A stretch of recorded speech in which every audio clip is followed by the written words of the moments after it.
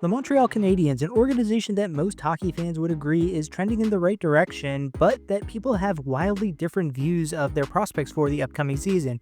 Will they continue to follow the pace that they set last year and make a deep run into the playoffs with a promising young core? Or are they due for a regression like so many analytics nerds and pundits seem to be saying? Forget me, for you should forget it. You're living in the past, man. Last year, the Montreal Canadiens entered the season with hopes that their team could finally make progress towards the playoffs, something that had not happened over the previous years, thanks to a very young core of players that were all either beginning their careers or just starting to enter their primes. I myself had a lot of questions about the Canadiens going into last year, and a lot of them got answered in the affirmative for Montreal fans. The Canadiens played out of their minds and made it into the playoffs for the first time in several years, if you're not counting the wacky bubble season. Buoyed by a strong goaltending performance and some breakout years of some of their young stars, the Canadiens looked like a big threat in the East until they ran into the juggernaut that was the Washington Capitals in the playoffs. Yeah, I know they managed to win one game, whoop-de-woo, but then in Game 4, Tom Wilson came in and caved their brains in, completely scrambling their central nervous system and putting them on tilt for the rest of the series, at which the Caps won easily 4-1. Don't turn your back on me. Let's get one thing straight. This is Shooter's tour. I've worked hard my whole life, paid my dues, and now it's Shooter's turn. Up front, the Montreal Canadiens have a pretty interesting mix of young players, ascending players, and maybe washed vets who are becoming character guys. That first line, all skill. You've got Nick Suzuki, who's ascended to become one of the 10 best centers in the entire NHL, although Canadiens fans would tell you he's probably like the third or fourth. But on his wings, Cole Caulfield, one of the most underrated players on this entire team, even by fans of the Canadiens, and Juraj Slafkovsky, who's still chasing away accusations of being a bust like Tom Cruise running away in any Mission Impossible movie. I know, he scored 50 points last year. That's two 50-point seasons in his first 3 years. What other number one overall pick could do that? I don't know, but the guy's getting paid almost $8 million a year now, so I'd expect him to be able to maybe sniff 70 points at some point. The second line for the Canadiens is extremely boomer bust, and that's nowhere more evident than their center Kirby Dach. He is a very talented player to be sure, but injury concerns are becoming a legitimate issue for him. He's played in just over 100 NHL games over the last 3 years, and he's only 24 years old. If he's healthy, he can definitely be an effective centerman. If he's not, the Crosby to the Canadiens rumors are going to start to pick up big time. His wings will be Zachary Bolduc, who's another young player, hasn't really proven himself in the NHL, but a lot of people are very high on, and the demigod himself, Ivan Demidov. We saw him start to ball out at the end of last year when he played, even though he wasn't very effective in the playoffs, and a lot of people think that he's going to be the second coming of Michkov. I'm not going to quite go that far for him because we've only seen a limited sample size. I want to see how he does it for a full 82-game season, but definitely he has the skill, and if he can turn it on along with at least one of those other guys, this line could be deadly. But if none of these guys develop properly, this could be ugly for the Canadiens. The third line, by contrast, very low ceiling, but a high floor. You got Brendan Gallagher, Alex Newhook, and Josh Anderson, all guys that you know who they are at this point. They're not going to give you gaudy offensive production, but they're going to do the work, eat up some solid minutes, and probably give you a little bit of special teams play. And it's kind of the same story for the fourth line, where you got Joe Veleno and Jake Evans, who are both solid contributors, and Patrick Laine on the fourth line?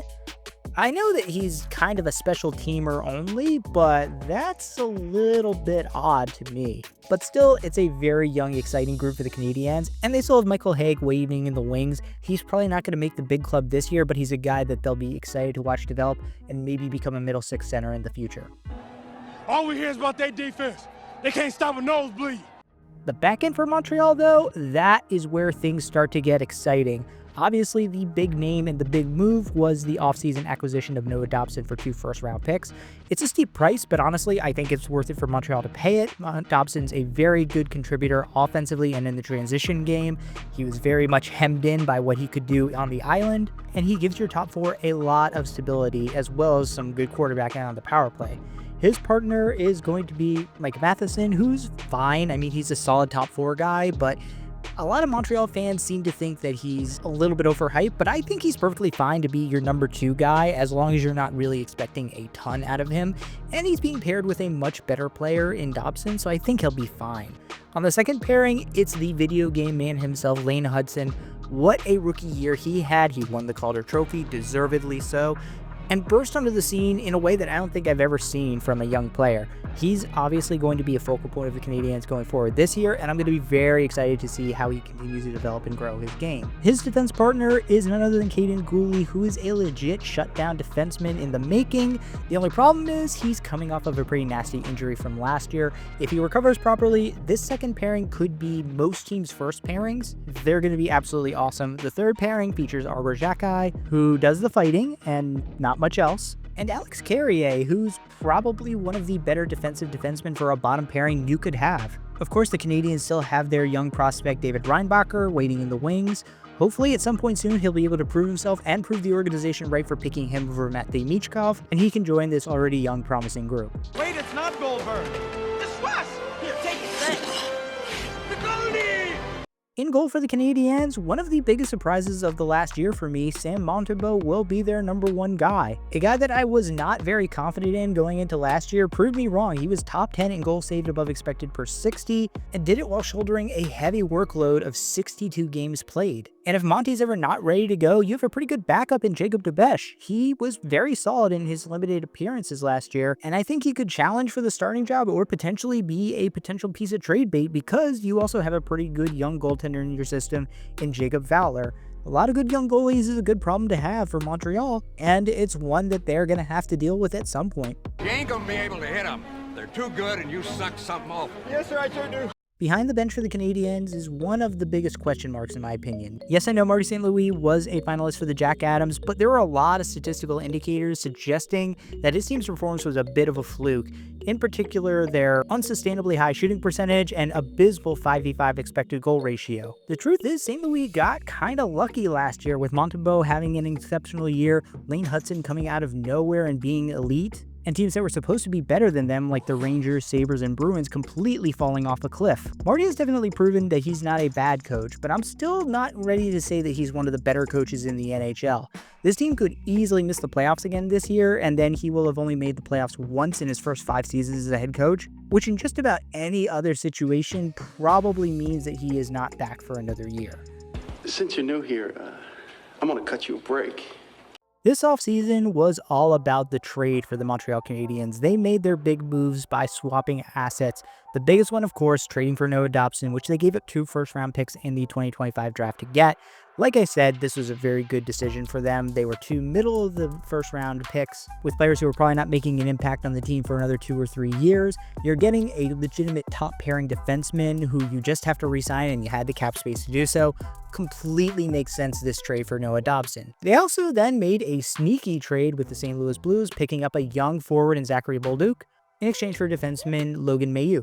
Again, this is a trade that makes complete sense for them. They have a ton of young defensemen already on their team and in their system. Mailloux is probably going to get lost in the logjam, so why not flip him for a guy who can actually make your team this year and make it better? And if Bolduc pops off and grows into a legitimate top 6 wing, then this is an easy win for y'all. As far as the draft, the Canadiens, like I said, didn't have a first-round pick, but I love what they did with their second-round pick, taking Alexander Zharovsky, very high-skilled Russian forward, who, again, you don't have to rush up to the big club.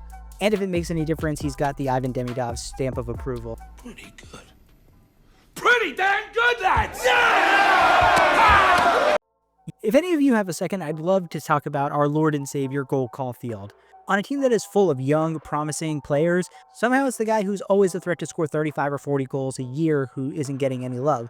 Caulfield's one of my favorite players in the NHL precisely because he does the most important thing an offensive player can do: score goals. He put up a career high with 37 last year, and I wouldn't be shocked if he's flirting with 40 this year. I'll give you a winter prediction. It's gonna be cold, it's gonna be gray, and it's gonna last you for the rest of your life. Like I said at the outset, there are some very divergent opinions on how the season could go for the Montreal Canadiens. Some people say that they're one of the most promising young teams and they're just going to continue on their upward ascension, making the playoffs and maybe challenging on a deep playoff run. Others say that their success last year was misleading, that they have to improve their 5-on-5 play, and that they're going to regress and miss the playoffs. I myself tend to fall into the latter camp. I'm sorry, there are some big concerns for me, even with the upgrades they made. Can you get that level of production from Monty when he's playing a full starters load Are you going to be able to improve at 5v5? That second line, still a big question. And also, just in general, that division is an absolute bear. You're not beating out the Lightning or the Panthers. The Ottawa Senators and Toronto Maple Leafs are still going to be very good, and everybody's expecting that the Buffalo Sabres are going to take a step forward and the Bruins could bounce back. If they were in the Metro, for sure, I think that they're making it in, but I think that somebody's going to get shoved out of the wild card spot, and I think the Canadiens are the ones who are going to be left on the outside looking in.